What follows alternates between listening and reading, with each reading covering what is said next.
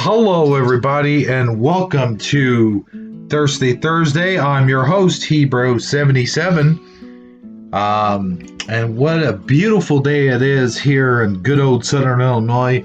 The sun is shining, the birds are chirping. It's supposed to get up to good old 70 degrees here. I know that's not warm compared to the rest of you guys. A couple of announcements here starting off. The first thing is I'd like to apologize for last week's snafu. I don't know what the heck happened there. Not only did I pull like a huge snafu and messed up the tape, but it took me so long to get it done when I was doing the recording that it actually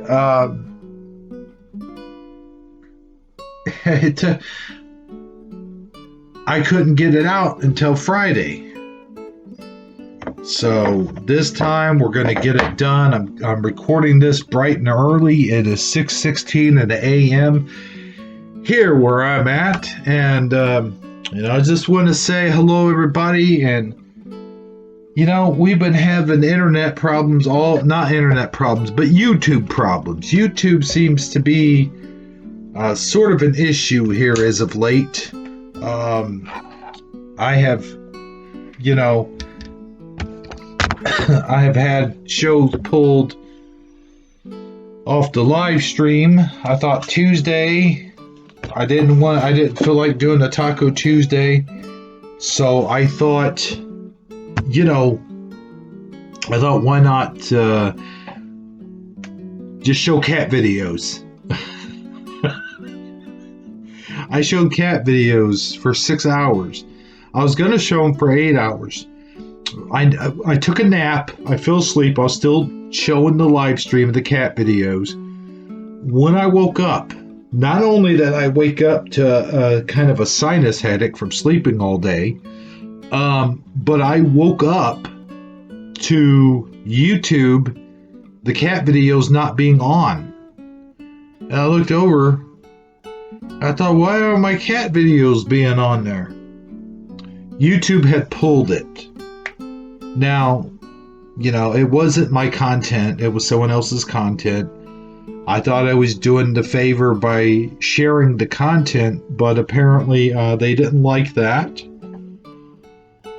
So it got flagged and the live stream got taken down. I am still able to do live streams, so that's cool.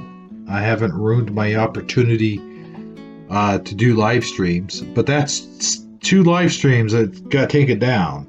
The last one was Thirsty Thursday. So, from now on, I'm going to be more careful when it comes to showing these videos. And I'm going to be more careful when it comes to pausing my conversation because last time I did it, I thought I was paused and I was still recording.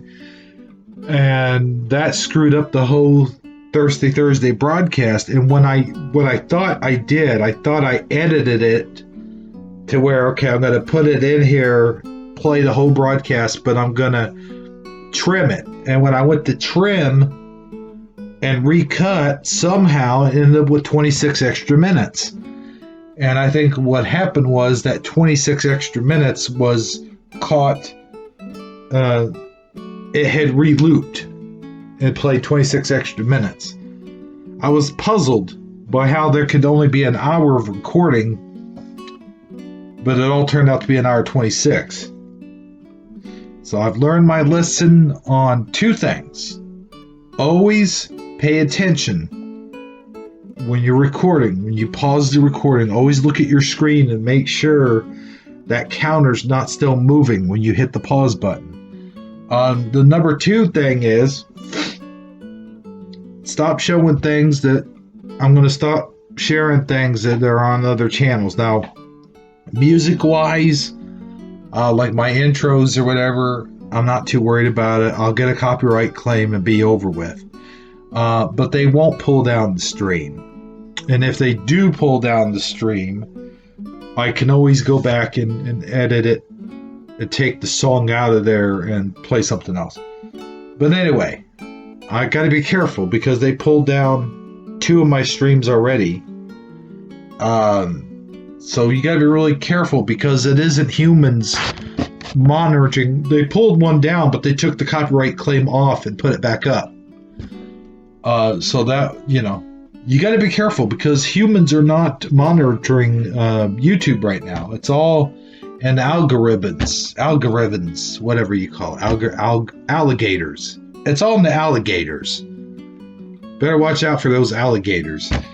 Anyway, last week we read Matthew chapter 6.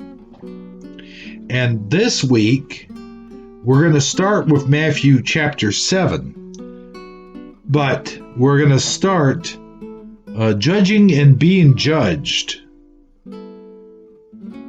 is what I'm going to read. And I'm going to read it all the way down here. I'm going to start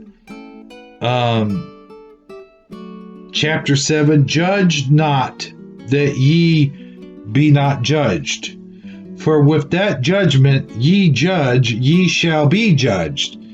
And with what measure ye mete, it shall be measured to you again. And why beholdest thou the mote that is thy brother's eye, but consider it not the beam that is in thine own eye? Or how wilt thou say to thy brother, let me pull out the mote out of thine eye, and behold, a beam is in thine own eye? This is an interesting chapter that I happen to be reading here. Because certainly there is a lot of people out there that like to cast stones. And there are people that like to be very judgmental of you and some of the things that you do. For example, I do this show to be spiritually fulfilled. I do this show because I need to teach the teachings of Jesus.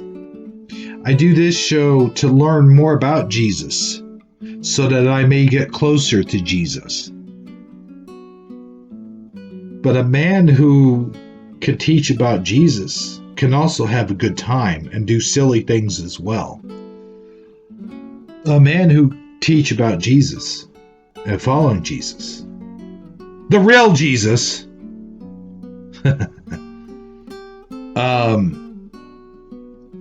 can also do curse, smoke, drink. It don't matter. None of that's a sin. It all depends on how you look at it. Now, do I want to cuss in front of people who don't like cussing? That's common sense. Now, you don't do it, of course, just to be respectful of that person. Do you cuss around children? No, of course not. You don't cuss around children. But whatever you do around a company that is okay with it, that's not a sin. Now, you all can disagree and say it is sinful to do such. But I know men who are holier than thou art, who cuss, smoke, drink. And when you think about it, Jesus surrounded himself by people who cussed, smoked, drank. He didn't judge those people. He loved them. He loved each and every one of them. He hung out with these people purposely. You see, because it's like he said, how hard or how much easier is it to forgive an enemy? Or how much easier is it to like the kind of people that you like, to hang out with people that are good people? He was trying to lead these people to the Father. And he wanted to have people who don't normally preach. They don't normally go to church. They're not following the Father.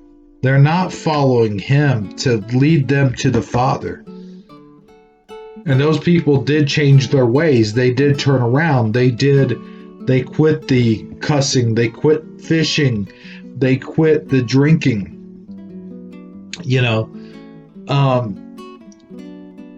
But what was he going to do? Turn around a person that's already following God? He doesn't need somebody that's already been led to God, not a goody two-shoe. He needs to lead people who are facing possible hell. People that need salvation. People that are that will appreciate his teachings more than the people who are already teaching the very similar things of what he's teaching, but different, because it's all Old Testament stuff. But anyway, I said all that to say that, he hung out with tax collectors and sinners and fishermen. He taught fishermen who were fishermen of fish to be fishermen of men. And that's why he chose fishermen to hang out with, to be around, to lead, to follow, or not to follow, to have him as followers. Anyway, I don't know what I'm saying anymore. Let's read on. Thou hypocrite, first cast out thy beam out of thine own eye, and then shalt see clearly to cast out the mote of thy brother's eye. Give not that which is holy unto the dogs, neither cast ye your pearls before swine, lest they trample them under their feet, and turn again and rend you. Ask, and it shall be given to you. Wait. I gotta say one thing about this real quick. This is one of my favorite sayings. This is one of my favorite tellings in the Bibles, what Jesus is talking. And he says this thing. And a good friend of mine says this all the time. And it's practically his catchphrase. Ask, and it shall be given to you. Seek, and ye shall find. Knock, and it shall be opened unto you. For everyone that asketh receiveth, and he that seeketh findeth, and to him that knocketh it shall be open. Or what man is there for you, whom of his son ask bread, will he give him a stone? So in other words, if you got a piece of bread, and someone says, hey man, can I have a piece of bread? And they're like, no, forget you, pal, and they throw a stone at you.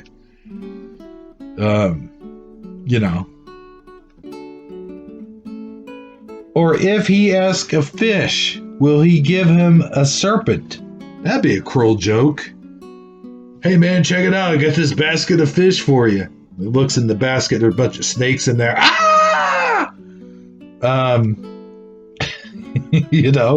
That'd be horrible. If ye then, being evil, know how to give good gifts unto your children, how much more shall your Father which is in heaven give good things to them that ask him? See, I love that saying. I love it. That right there is practically my catchphrase. Every time someone says something about, the Father does not give us, we pray, and the Father doesn't answer my prayers. Or they may say something like, I have to have this, or I gotta have that, I gotta have this. I need to be healed. I have this abscess on my mouth. It's horrible. It hurts every day, all day. I say to him, pray to the Father. Pray to the Father, and it shall be given to you. And I quote this saying in the Bible in Jesus' words. You know, I quote that to him, and I love this. I love this saying. I love this phrase or chapter, or whatever you want to call it. I love it, man. Therefore, all things whatsoever ye would that men should do to you, do ye even so to them. For this is the law and the prophets. Enter ye in thy strait gate, for wide is the gate, and broad is the way that leadeth to destruction, and many there will be which go and there eat. Because strait is the gate, and narrow is the way which leadeth unto life, and few there be that find it. Beware of false prophets, which come to you in sheep's clothing, but inwardly they are raving wolves. Let's read that again, because I think that's important for what's going on in our times. Beware of false prophets, which come to you in sheep's clothing. False prophets coming to you in sheep's clothing. When I think of false prophets or people giving false news, I think of the mainstream media. And they're coming to you in sheep's clothing as wolves amongst sheep. Think about it. Think about it. They're coming to you. They're feeding you all these lies here recently about the coronavirus. One main branch of media says this, the next branch of media says that.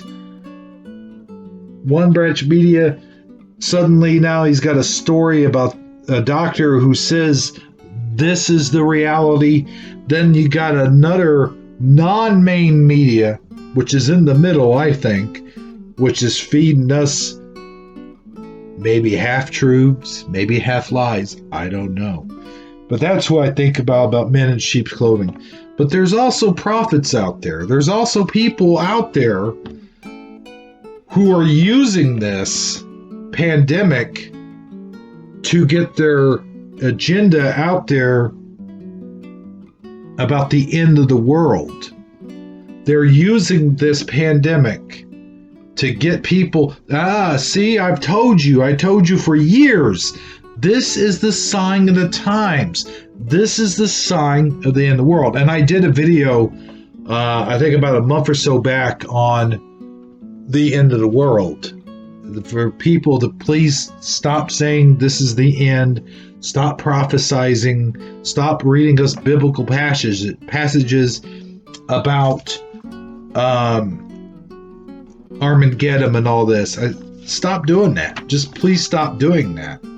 Stop passing your fear porn onto others. Just, those are the people who are wolves in sheep's clothing. And the other people who are wolves in sheep's clothing are these televangelists who are trying to make money off of your suffering. They are sheep's and wolf's clothing. They pretend to be following Jesus. They say that they're followers of Jesus. They say that they are prophets. They say that they can heal you through the powers of Jesus. And all of those people that have a cast on are actors or actresses. They're the wolves in sheep's clothing as well. But it does say something about worshiping a false Jesus. Well, first of all, we're not supposed to worship Jesus. I keep saying worship. We're supposed to follow Jesus, and we're supposed to worship the Father. But people aren't doing that. People are following physical things. They are following other people, human beings, other human beings. Human beings are following other human beings and worshiping Jesus. They're not following Jesus and worshiping the Father, which is who you're supposed to worship, not Jesus. Jesus himself told people, stop worshiping me. You worship the Father, not me.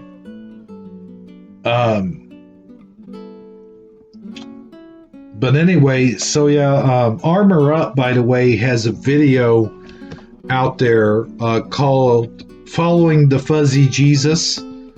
If you will, you go ahead and check that out. I'm going to read this last paragraph here before I turn the page over. And, is it stuck? I'm not going to lick my finger. That would be, causing disease. Anyway, sorry. No. And then I'm gonna get me a cup of coffee. I'll do it this one time. Oh, I guess that's the page. Beware, false prophets will come to you in sheep's clothing, but, here's the but. Inwardly, they are raving wolves. Oh, yeah, I mentioned that. Ye shall know them by their fruits.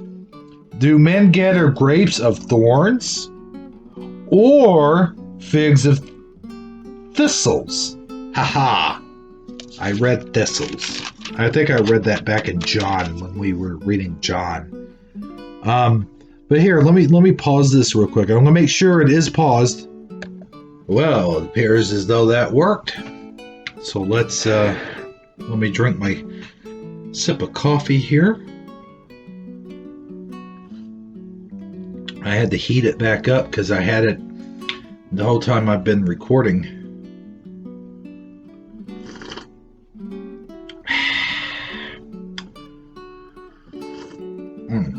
Okay, where were we?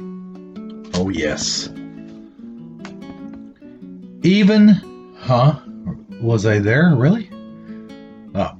Even so every good tree bringeth forth good fruit, but a corrupt tree bringeth forth evil fruit. So a good man or woman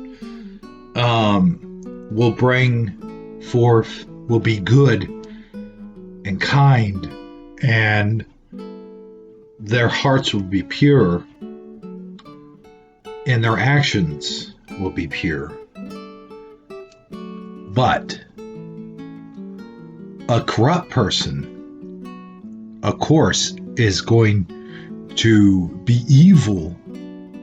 You know, they may look good on the outside. You know, it's like an apple. You see an apple, it's nice, it's red, it's shiny, and then you bite into it, and it's all rotten on the inside. Just think of it that way. But a corrupt tree bringeth forth evil fruit. A good tree cannot bring forth evil fruit, neither can a corrupt tree bring forth good fruit.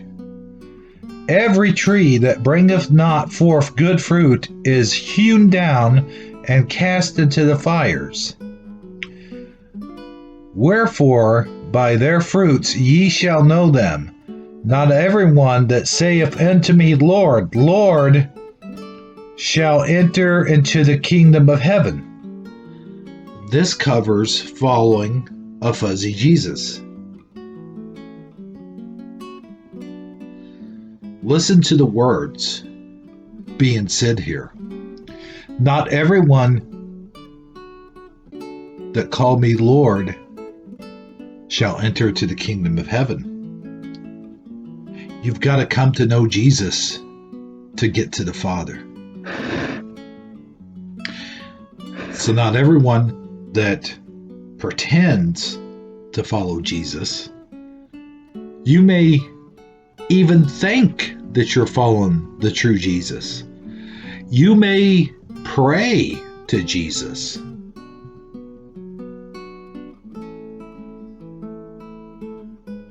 but it doesn't mean that you truly know him. You got to get to know him, and that's basically what this is saying. But he that doeth the will of my Father which is in heaven. Many will say to me in that day, Lord, Lord, have we not prophesied in thy name? And in thy name have cast out devils, and in thy name done many wonderful works. And then I will profess unto them, I never knew you. Depart from me, ye that work in iniquity. See, I had trouble with this word last week, and I looked it up, and that's where the trouble began. I paused the thing here, so then anyway. Therefore, whosoever heareth these sayings of mine, and doeth them, I will liken him unto a wise man, which built his house upon a rock. And the rain descended, and the floods came, and the winds blew and beat upon that house, and it fell not, for it was founded upon a rock. So you must build your house onto a rock. A rock is solid. It's solid slab of rock. Our faith is like this rock.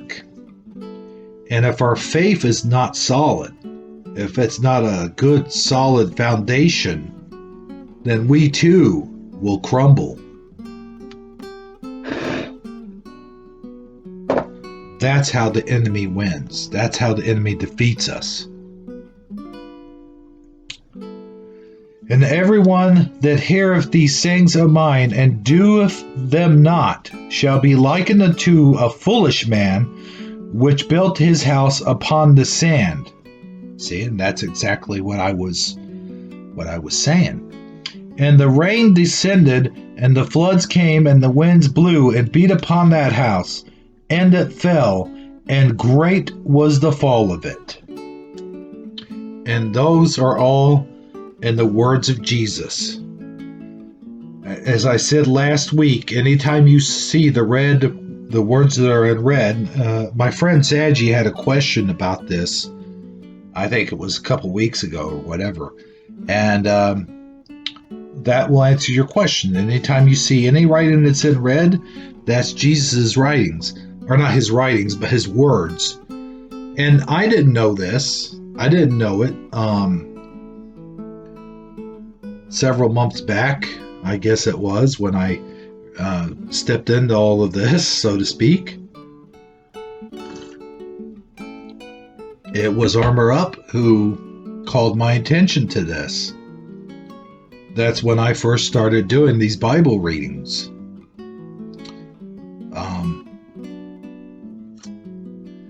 But when I used to read the Bible and study the Bible, I saw these words, I guess, and I just didn't remember. Oh yeah, that's the part where Jesus is talking. And it came to pass, when Jesus had ended these sayings, the people were astonished at his doctrine. For he taught them as one having authority, and not as the scribes. Okay, well that's the end of that chapter. We will move on to chapter 8, but I'm going to take a sip of my coffee. And hopefully you guys can't hear this clearly enough when I'm doing my sips of coffee. The music is kind of playing in the background. Kind of relaxing in a way. Chapter 8. When he was come down from the mountain, great multitudes followed him. And behold, there came a leper, and worshipped him, saying, Lord, If thou wilt, thou canst make me clean. And Jesus put forth his hand and touched him, saying, I will be thou clean. And immediately his leprosy was cleansed. And Jesus saith unto him, See thou tell no man, but go thy way, shew thyself to the priest, and offer the gift that Moses commanded for a testimony unto them. And when Jesus was entered into Capernaum, there came unto him a centurion. Oh, yeah, I think I like this one. Beseeching him and saying, Lord, Ernest Borgnine played this centurion in the movie Jesus of Nazareth. And saying, Lord, my servant,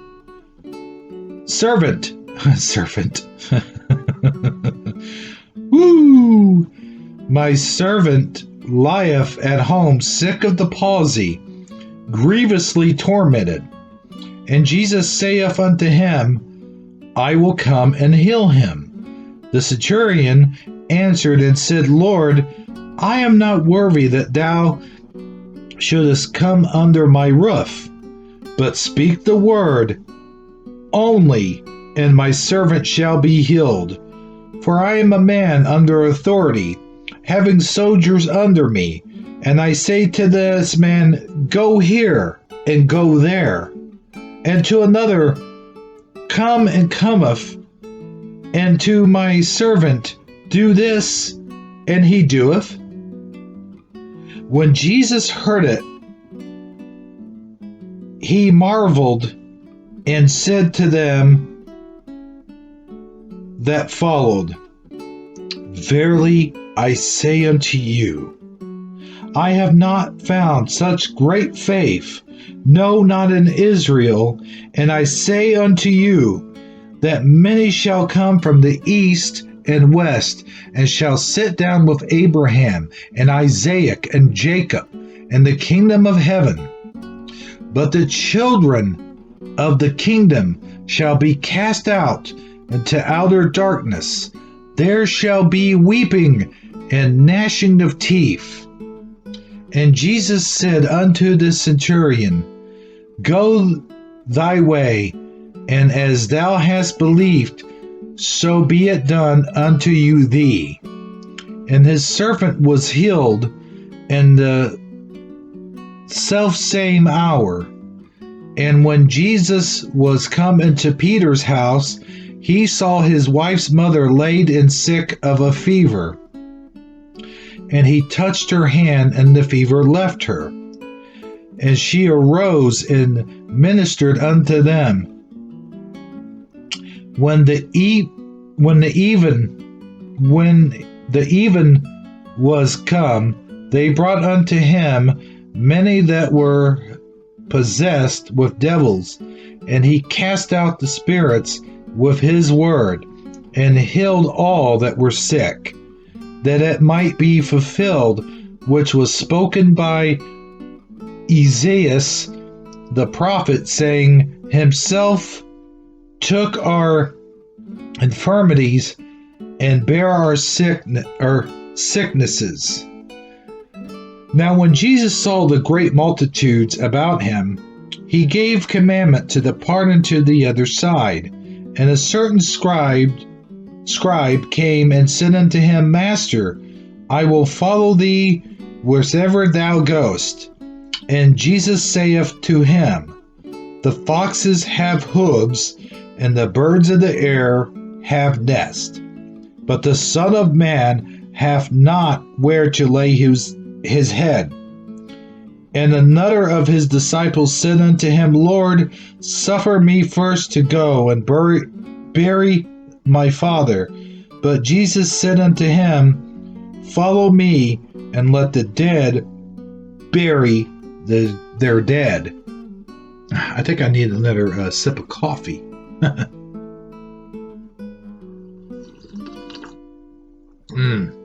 Oh man, that's good. And when he was entered into a ship, his disciples followed him. And behold, there arose a great tempest in the sea, and so much that the ship was covered with the waves. But he was asleep. And his disciples came to him and awoke him, saying, Lord, save us, we perish. And he saith unto them, Why are ye fearful? O ye of little faith? And that's where that saying comes from. Then he arose and rebuked the winds and the sea, and there was a great calm. But the men marveled, saying, What manner of man is this, that even the winds and the sea obey him? And when he was come to the other side into the country of the Gergesenes, there met him two possessed with devils, coming out of the tombs, exceeding fierce, so that no man might pass by that way. And behold, they cried out, saying, What have we to do with thee, Jesus, thou Son of God? Art thou come hither to torment us before the time? And there was a good way off, I'm reading that correctly. And there was a good way off from them, and herd of many swine feeding. So the devils besought him, saying, If thou cast us out, suffer us to go away into the herd of swine. And he said unto them, Go. And when they were come out, they went into the herd of swine, and behold, the whole herd of swine ran violently down a steep place into the sea, and perished in the waters. And they that kept them fled and went their ways into the city, and told everything and what has befallen to the possessed of the devils. Now, I do believe I read this before, not too long ago, and when I did, I think I might have made a bacon joke or something like that, or that's a waste of bacon. Or boy, he didn't save their bacon at all. I might have done something like that, I don't know, but it's weird because a good friend of mine said to me that just because we read something, don't think that we have read it and then we are done with it and throw it away and continue and read other stuff in the Bible. Sometimes you can read stuff that you've read before over and over again, as a matter of fact, and it will hit a certain note with you. Well, that last chapter that I read, the one before it, I guess, chapter 8, was such that I've read it again, and this time I got more out of it than I did the last time I read it. And I hope you guys did too. Now I'm going to pause. I'm going to read, let's see. And behold, the whole city came out to meet Jesus, and when they saw him, they besought him that would depart out their coast. And now I will read chapter 9, but just give me 1 minute here.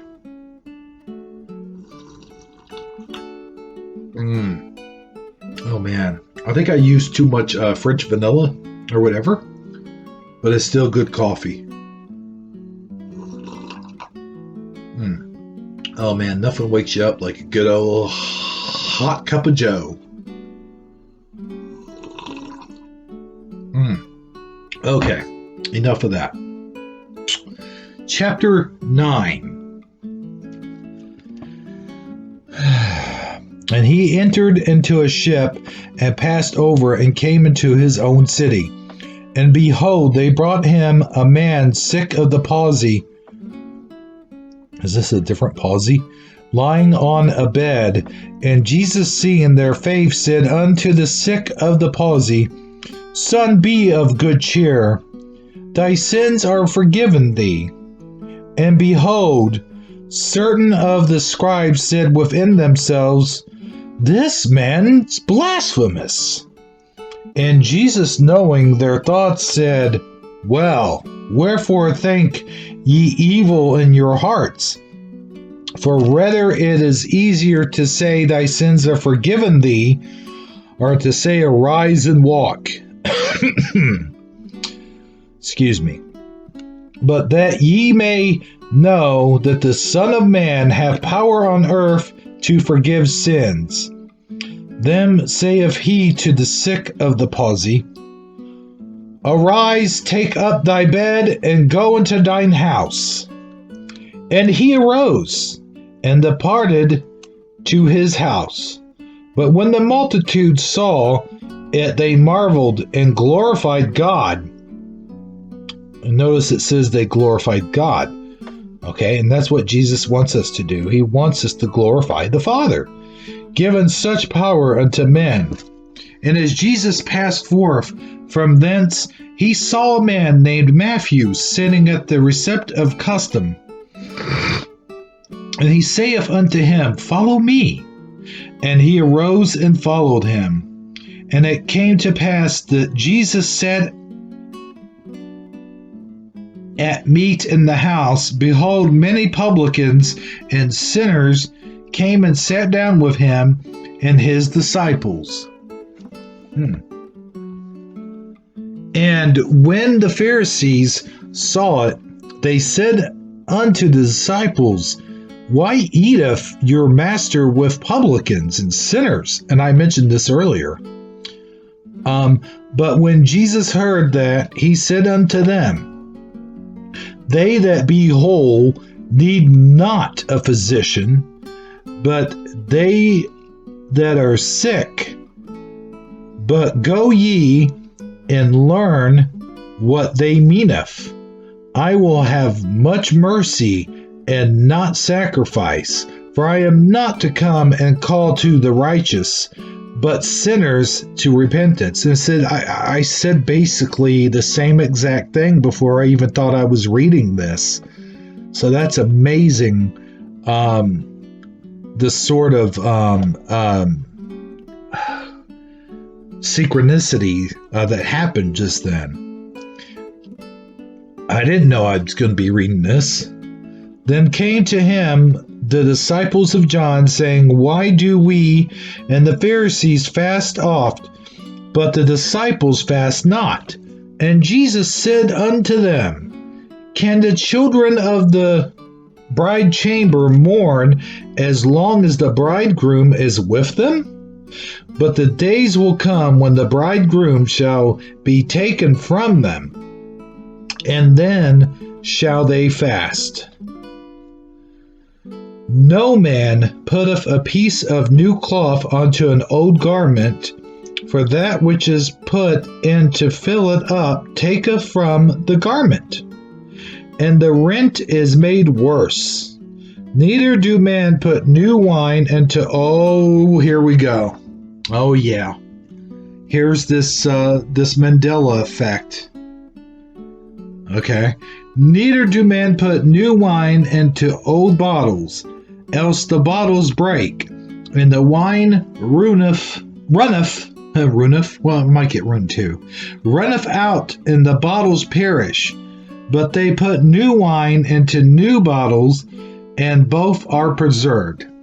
Now let's take a moment right here and pause and talk about the Mandela effect for a minute. I think when I originally read this, I read it with the Mandela effect in mind, and I did pause there and I did talk about it.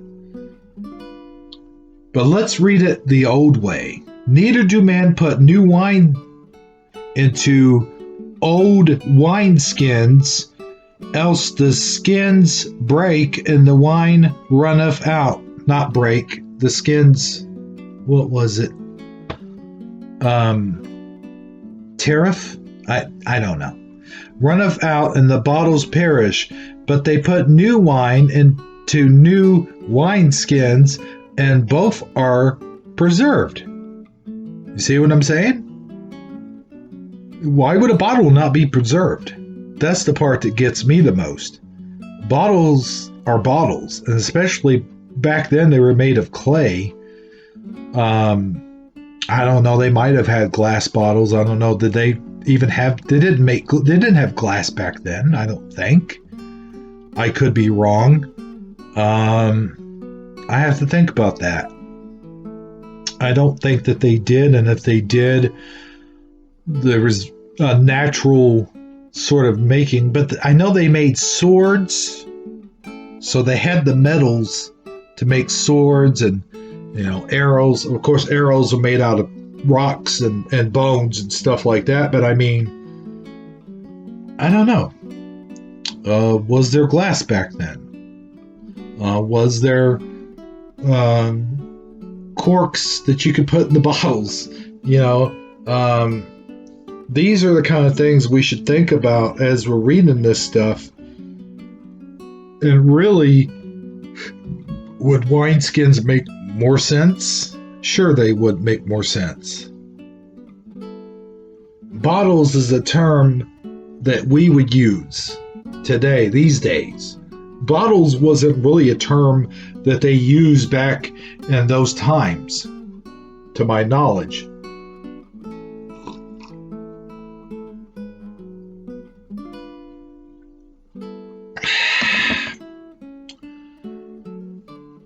While he spake these things unto them, behold, there came a certain ruler, and worshiping him, saying, My daughter is even now dead. But come and lay thy hand upon her, and she shall have life.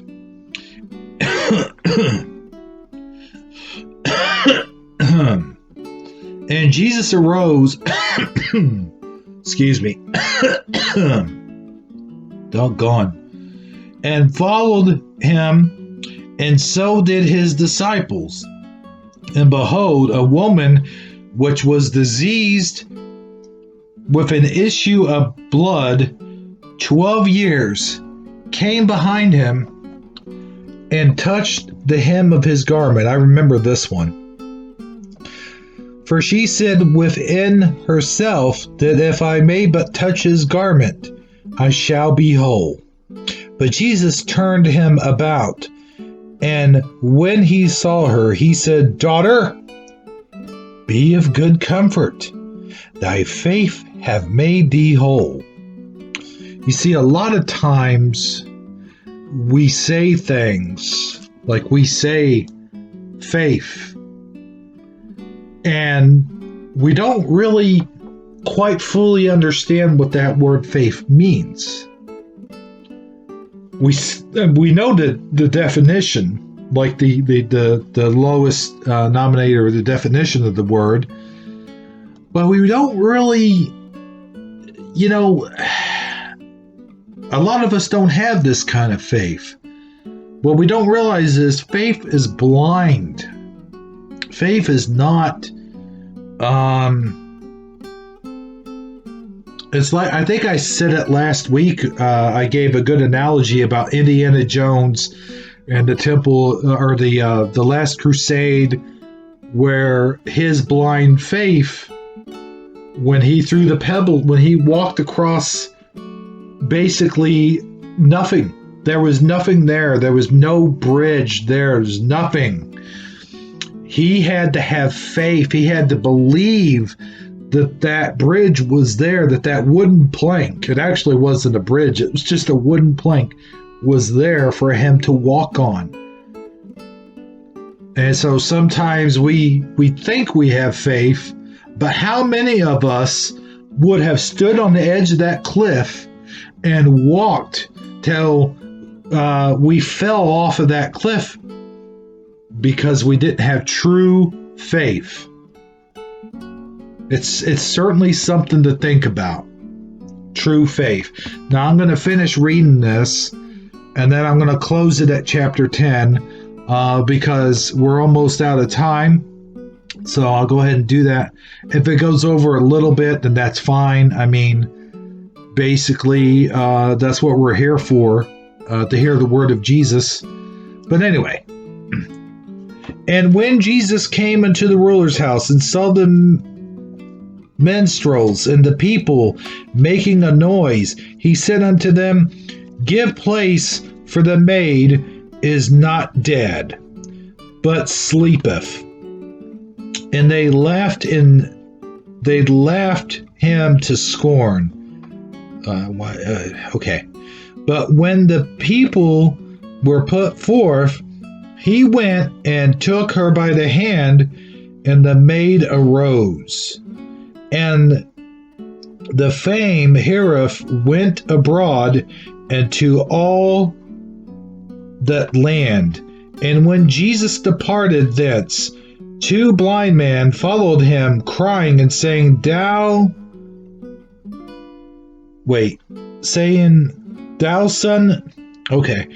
son of David, have mercy on us.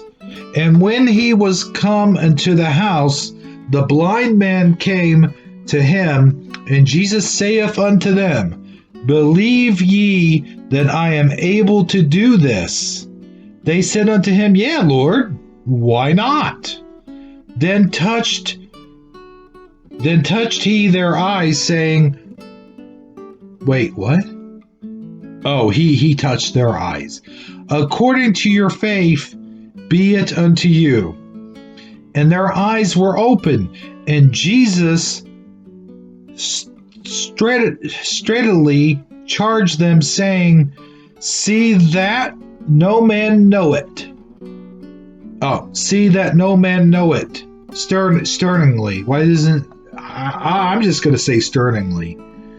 I don't know what this word is. Straight. Oh, like he looks straight at him? Straightly? Okay, I get it now. I got it. But they, when they were departed, spread abroad his fame and that country.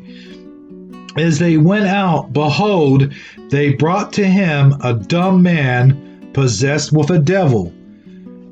And when the devil was cast out, the dumb spoke, and multitudes marveled, saying, It was never so seen in Israel. But the Pharisees said, He casteth out devils through the prince of the devils. And Jesus went about all cities and villages, teaching in their synagogues, and preaching the gospel of the kingdom, and the healing every sickness and every disease among the people. But when he saw the multitudes, he was moved with compassion on them, because they fainted and were scattered abroad as sheep having no shepherd. Then saith he unto his disciples, The harvest truly is plentifulness, but the laborers are few. Pray ye therefore the Lord of the harvest, that he will send forth laborers into the harvest. And we're going to stop there. I'll put my bookmarker here at chapter 10.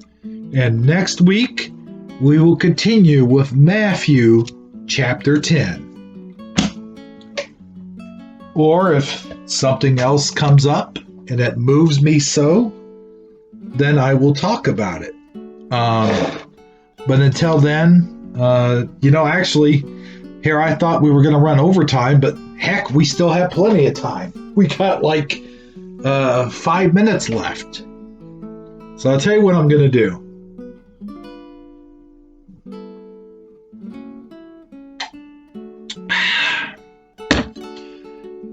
I would like to do a couple plugs, and I'd also like to thank everyone who joined me last week. Again, I'm sorry about the technical difficulties that I experienced, but sometimes it's not so bad to hear things twice, is it? Especially if you come in and maybe you didn't catch the beginning the first time around, or maybe you missed some things that I talked about. Maybe you went away from your computer for a while. But at any rate, I do apologize for it. I promise I won't be so sloppy ever again. And hopefully, I can get this broadcast out on this Thursday at the appropriate time. Also, we're going to, I missed Taco Tuesday. I already explained that at the beginning. Michelle and Sagittariusly Speaking, they're doing some wonderful things of Wednesday. And of course, Armor Up has his Wednesday word, which I caught last night. It was a very good Wednesday word. The guy spoke volumes about stuff. And he wasn't too stern about it. I mean, he wasn't you could tell he really wasn't pushing anything. He was talking from the heart. And, that's the important thing. But I didn't see all of it, so I need to go back and watch the rest of it. I think I saw up until about the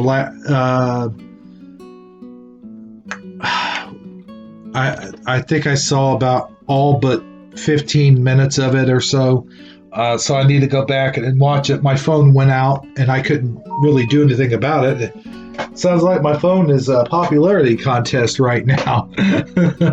But anyway, so go check out his stuff if you haven't already. Thumbs up and subscribe to him as well. He's a wonderful guy. He's got a lot of good videos out there, a lot of good stuff going on. And he's taught me a lot, Like I said last week, he kicked me in the pants. I needed it. I needed a good kick in the butt to get myself up and get motivated and get started with this again. I did some praying last night, and, I prayed that I stay on the right path and I keep doing what I'm doing, and please keep me on the right path and keep the enemy at bay, keep the enemy away from me. So anyway, I got some movies and stuff coming out. I'm going to do a few episodes of MASH using some stop motion animation type stuff with that. I'm looking forward to that. And I'll be doing The Legend of Zelda. If you guys are video game fans and you're fans of The Legend of Zelda, I think some of you might have seen my Mario movie I did, Super Mario Brothers, the movie, several months back. And of course, Double Dragon was there too as well. If you're a Nintendo, you like Nintendo or whatever. But anyway, just keep following the word, or keep listening to the word. Keep following Jesus. Keep Jesus in your hearts, and keep that word in your hearts, because that's where it is. That's where the word lies, inside of our hearts. That's where he said it would be etched. And keep on the right path. Keep on the right track. Sometimes that's hard for us to do, because oftentimes there are so many distractions. I talked about this before, about the COVID-19 being a huge distraction, and it has been. It's distracted us so much. It's pulled us away from important stuff like this, like my Bible readings, and the Mandela effect has been affected as well. There's been a huge explosion of Mandela effects that people are finding here lately. And we'll be talking about that on Shifty Sunday. But don't get distracted. It's easy to do, not just COVID-19, but everyday life can throw you to a loop. You get busy, you go to work, you clean your house, you got videos to put out. It's very easy to become distracted. But just remember, the Father should always come first. You should always try to focus on Him and His Word. Keep Him put first beyond anything. And the enemy's always trying to throw distractions at you, and that was happening to me. And but here I am. I'm trying to be back on the right track. I'm doing the right thing, I hope. I hope I continue to do the right thing and to not be thrown off the track, to not be thrown off the trail. Because when you're following Jesus, a lot of things can come your way. And good and bad, because when you try to do the right thing, you try to follow Jesus and the real Jesus, um, the bad guys start getting jealous and they start coming after you, and that's when they hit you the hardest.